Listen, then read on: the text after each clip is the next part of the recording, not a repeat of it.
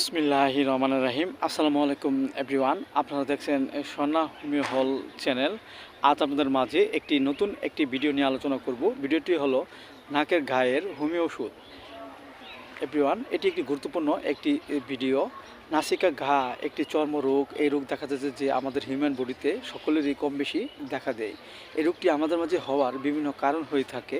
এর মাঝে কিছু উল্লেখযোগ্য কারণ হলো আমাদের হিউম্যান বডিতে যদি আমাদের মাঝে ঘন ঘন সর্দির প্রবণতা যদি লেগেই থাকে, এর ফলে অনেক সময় আমাদের মাঝে এক এবং উভয় নাকে নাসিকা ঘা রোগটি হতে পারে।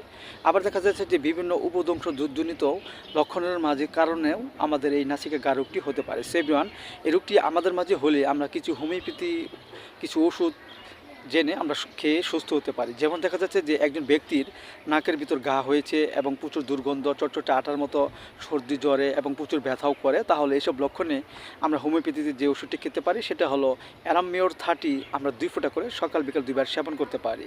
আবার দেখা যাচ্ছে যে নাকের ভিতর ঘা হয়েছে এবং চটচটে আটার মতো সর্দি জ্বরে, একটু স্পর্শ করলে রক্ত বের হয় এবং পানিও বের হয়, প্রচুর ব্যথা করে, তাহলে এইসব লক্ষণে আমরা হোমিওপ্যাথিতে আরেকটি ওষুধ খেতে পারি, সেটা হলো হাইড্রোস্টিস 30।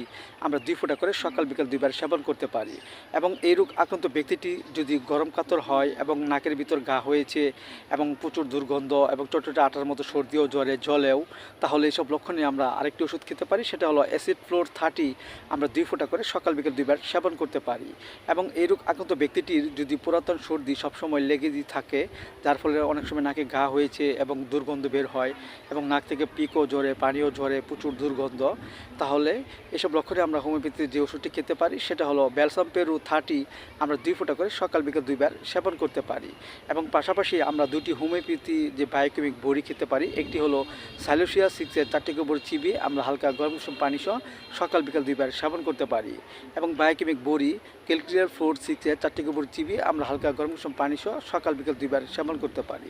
এতে করে আমাদের মাঝে যে নাকে যে ঘা রোগটি দেখা দিয়েছে তা আস্তে আস্তে ভালো হয়ে যাবে এবং আমাদের মাঝে সুস্থ বোধতা ফিরে আসবে। এভরিওয়ান, ভিডিওটি ভালো লাগলে অবশ্যই আপনারা লাইক দিবেন, সাবস্ক্রাইব করবেন এবং আমার এই ভিডিওটি সকলের মাঝে সবাই শেয়ার করে দেবেন। সবাই ভালো থাকেন।